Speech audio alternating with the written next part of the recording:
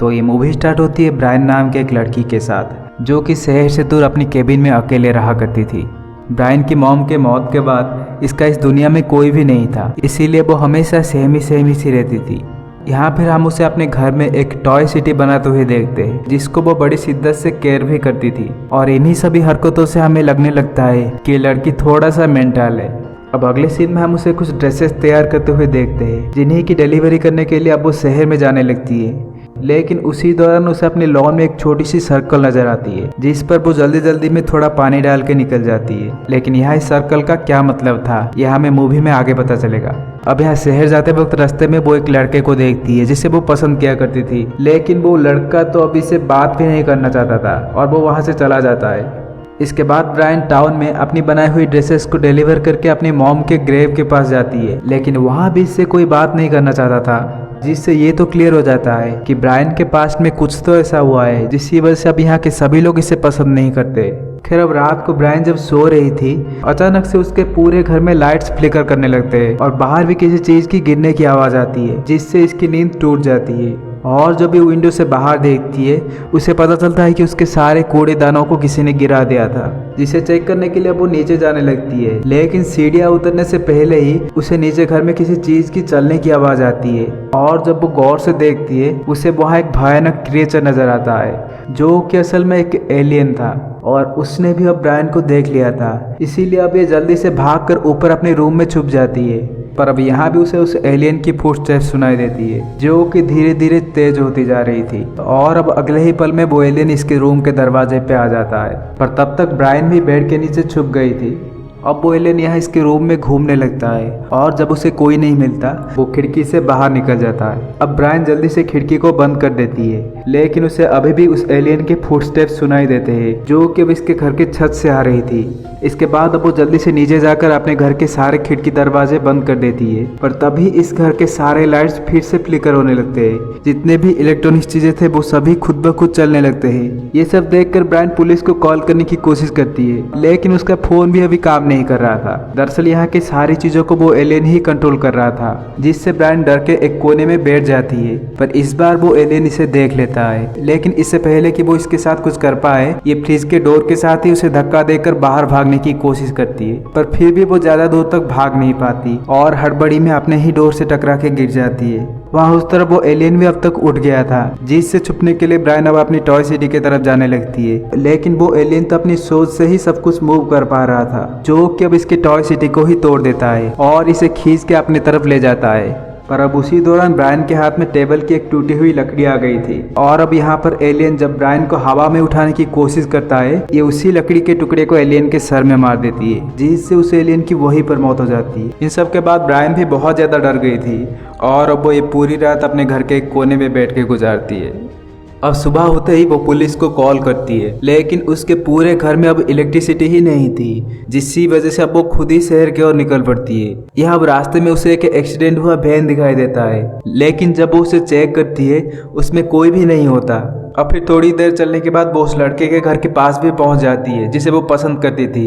लेकिन ये जगह भी पूरी तरह तहस नहस हो गया था और उस घर के बाहर वैसा ही निशान बना हुआ था, जैसा उसने पिछले दिन अपने घर में देखा था। इसके बाद वो जल्दी से पुलिस स्टेशन पहुंचती है, लेकिन यहाँ तो उसे सभी नफरत करते थे और पागल समझते थे, जिसकी वजह से इसे उन लोगों से कुछ कहने की हिम्मत ही नहीं हो पाती और वो वहाँ से लौट आती है। इसके बाद वो घबराई हुई परेशान खुद को संभालने की कोशिश करती है और वो है कि दूसरे सिटी में जाते हुए बस में जाके बैठ जाती है। लेकिन उसे कहाँ पता था वो यहाँ भी सेफ नहीं है, क्योंकि कुछ ही देर के बाद ही एक आदमी बस के अंदर ही इस पर हमला कर देता है, जिसके गले में अब किसी एक पैरासाइट जैसे चीज जाके फीट हो गया था, जिसकी वजह से वो आदमी अब किसी और के ही कंट्रोल में होता है। दरअसल वो एलियंस नहीं चाहते थे कि कोई भी इंसान इस टाउन को छोड़ के चला जाए, इसीलिए ही वो लोग उस पोजेसिव हुए आदमी के जरिए बस रोकने की कोशिश कर रहे थे। यहाँ बस के अंदर कुछ और लोग भी थे जो एलियंस के कब्जे में थे, जिसकी वजह से अब वो बस से उतरकर भाग जाती है। अब वो भागते भागते ग्रेव के पास रुकती है, जो कि ब्रायन के किसी अपने के ही थी,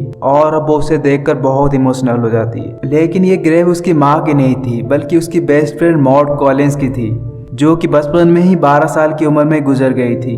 अब वो खुद को संभाल कर वहाँ से भी भागती है, जहाँ रास्ते भर में इसे अजीबोगरीब आवाज़ें सुनाई दे रही थी। और एक जगह तो वो बहुत सारे लोगों को आसमान की तरफ हाथ खड़ा करके कोई इशारा देते हुए देखती है। जो कि असल में उन्हीं एलियन पैरासाइट्स के कब्जे में थे, क्योंकि इन लोगों के गले में भी हम वैसे ही कोई चीज को फंसा हुआ देखते हैं। अब फिर यहाँ ब्रायन दौड़ते हुए अपने घर में पहुंच जाती है, जहाँ पर वो मरे हुए एलियंस की डेड बॉडी को देखती है, जिसके मुंह से किसी एक लिक्विड जैसे चीज निकल के इसके लॉन तक गया था। अब यहाँ फिर से रात हो गई थी और इसे भी पूरा यकीन था कि इसके घर में फिर से हमला हो सकता है, जिसकी वजह से अब वो अकेले ही उनसे लड़ने के लिए तैयार होती है।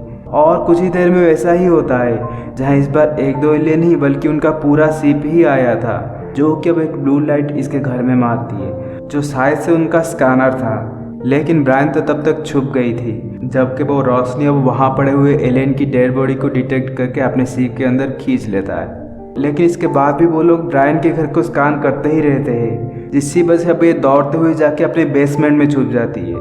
लेकिन कुछ ही टाइम के बाद वहाँ भी एक एलियन आ जाता है, जिसे देख के ये पहले तो बहुत छुपने की कोशिश करती है, लेकिन जब वो एलियन वहाँ से नहीं जाता, ये वहाँ रखी हुई एक कैंची से उस पर हमला करने की सोचती है। लेकिन इन एलियंस में तो स्पेशल पावर होता है, जिससे वो अपनी मर्जी से ही हर चीज़ को मूव कर पा रहे थे, इसीलिए अब ये ब्रायन के हाथ से भी वो कैंची खींच लेता है। लेकिन इसके बाद भी वो एलियन इस पर हमला नहीं करता, क्योंकि वो शायद इसे भी बाकी इंसानों की तरह कंट्रोल करना चाहता था, जिसका फायदा उठाकर ब्रायन अब ऊपर भाग जाती है।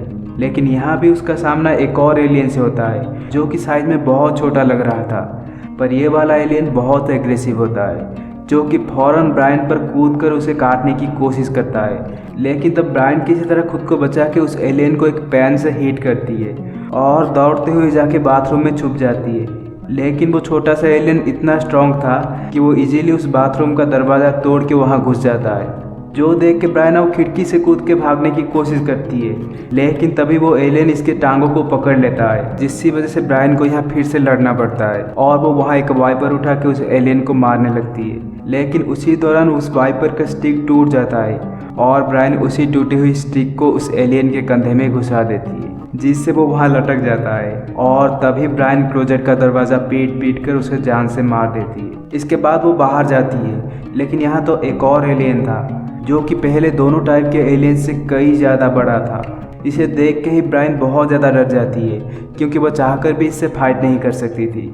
और इतने में ही एक पोजेस हुआ इंसान आके इसे खींच के उस एलियन के पास ले जाने लगता है। इसके बाद वो बड़ा एलियन कुछ अजीबोगरीब आवाज़ें निकालते हुए अपने स्पेसशिप को वहाँ बुलाता है, जो कि कुछ ही देर में यहाँ पहुँचकर फिर से एक ब्लू लाइट नीचे डालती है। लेकिन ब्रायन तो जानती थी कि उससे क्या होने वाला है, इसीलिए अब वो उस पोजेस हुए आदमी को ही उस रोशनी की ओर ढकेल देती है, जिससे वो फौरन ऊपर खींचा चला जाता है। अब यहाँ डरी हुई ब्रायन फिर से अपने घर में भागना चाहती थी, लेकिन तब तक वो बड़ा एलियन इसके सामने आ जाता है। इससे बचने के लिए अब वो अपनी गाड़ी में घुस जाती है, लेकिन वो एलियन भी अब बहुत भयानक तरीके से चलते हुए इसके गाड़ी में घुस जाता है, जो देख के अब ये बाहर कूद जाती है और एलियन की वहाँ से निकलने से पहले ही उस गाड़ी की फ्यूल टैंक में आग लगा देती है। इससे एक बहुत बड़ा धमाका होता है और ये वाला एलियन भी मारा जाता है। लेकिन अब भी उनका स्पेसशिप वहीं पर था, जिससे बचने के लिए वो वापस घर में आ जाती है। पर यहाँ तो वो बेसमेंट वाला एलियन अभी तक घूम रहा था, जिसको ब्रायन अब पीछे से हमला करके मारना चाहती थी।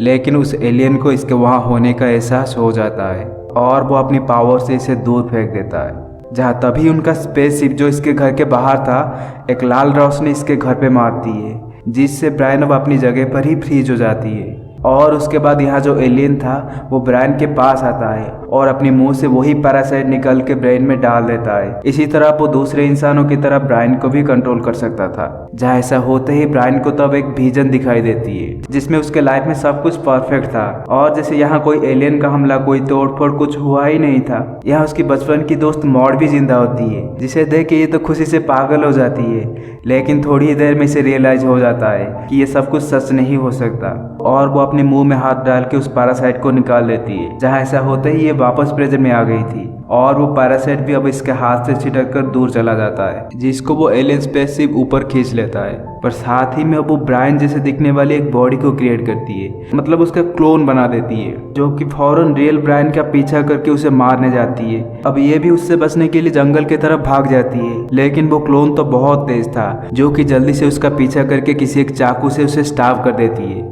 अब यहाँ रियल ब्रायन भी अपनी ब्लेड से दूसरे ब्रायन की गला काट देती है, लेकिन उसका कोई फायदा नहीं होता क्योंकि आखिरकार वो एक क्लोन ही था और वो एलियंस जितने चाहे उतने क्लोन बना सकते थे। अब इसके बाद ब्रायन इंजुर हालात में शहर की तरफ चलने लगती है, लेकिन तभी यहाँ भी वो एलियन स्पेसशिप आ जाता है और आखिरकार उसका ब्लू लाइट इसे ऊपर खींच ही लेता है। अब यहाँ स्पेसशिप में बहुत सारे एलियंस थे जो कि ब्रायन के सिर पर उंगली रख के उसके यादों को पढ़ने लगते हैं और तभी हमें उसकी फ्लैशबैक दिखाया जाता है जिसमें एक बार ब्रायन की अपनी बेस्ट फ्रेंड मॉड से झगड़ा हो गया था, जहां पर अब मॉड ब्रायन को धक्का दे देती है, लेकिन उसके बदले में ये एक पत्थर उठाकर उसके सर में मार देती है, जिसकी वजह से उसकी उस दिन वहीं पर मौत हो गई थी। और क्योंकि ये तब एक बच्ची थी इसीलिए इसे कोई पनिशमेंट भी नहीं दिया जाता, लेकिन तभी से ही इसके शहर के सभी लोग इसे नफरत करने लगे थे। अब यहाँ बड़ी ब्रायन अपनी ख्यालों में छोटी ब्रायन से इन सबको भूल जाने के लिए कहती है ताकि वो अपनी जिंदगी में आगे बढ़ पाए, लेकिन वो इसे कहती है कि वो कुछ भी करके खुद को कभी माफ नहीं कर पाएगी। अब यहाँ ये सब जानने के बाद वो एलियंस ये फैसला करते हैं कि ब्रायन को वो उसके दुनिया में वापस भेज देंगे